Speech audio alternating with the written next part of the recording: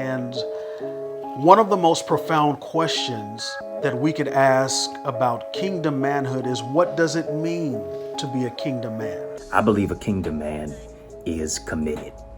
Being a male is a matter of birth.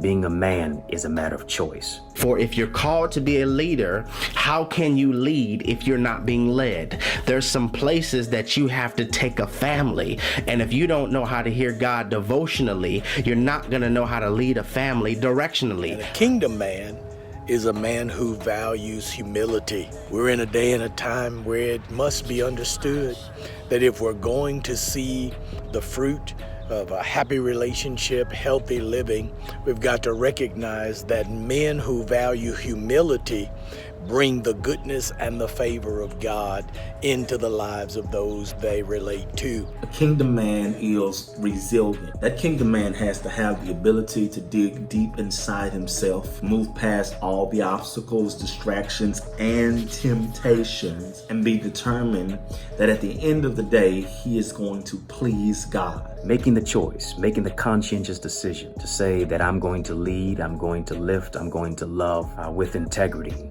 but also to be a person of influence in the community, cultivating my character, developing the craft and the calling and the gift that is on your life is what a kingdom covenant and committed man is all about. One word that speaks loudest to me, the one that has the most volume to me, is the word vulnerable. To be a kingdom man is to be vulnerable. Now, this word vulnerable means to be susceptible to emotional harm or attack.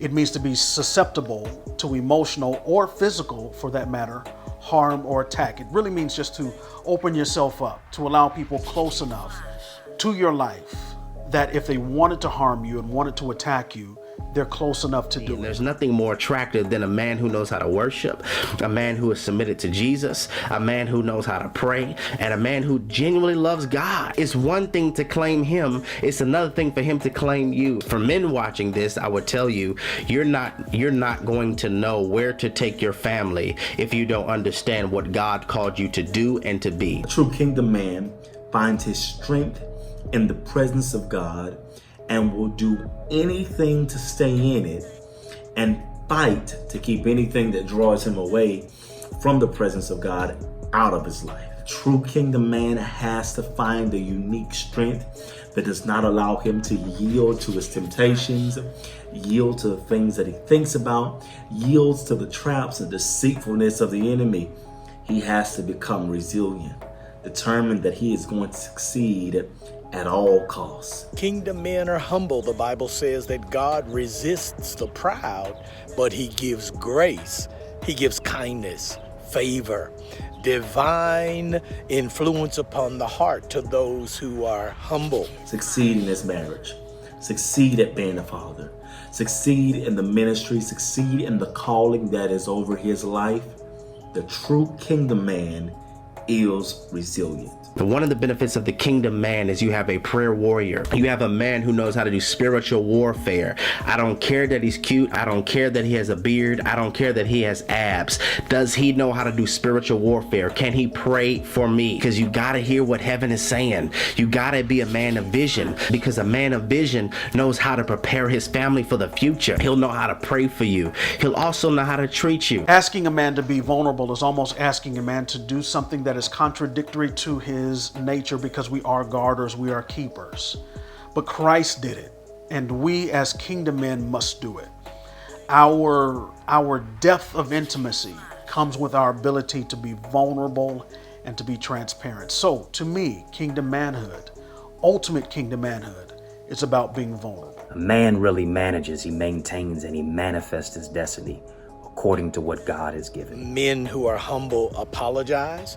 Men who are humble can say they're sorry. Men who are humble are teachable. I think really the man has to ask himself, do I have washing capacity?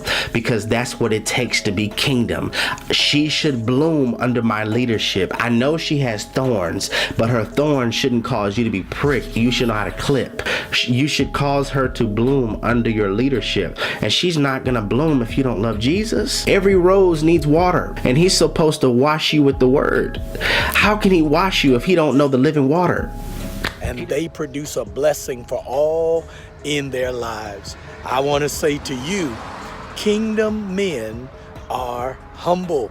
And I pray that you walk in the favor of God, the wisdom of God, being teachable, and seeing your families, your friends, your co-laborers, those that you are a part of a team with, be blessed.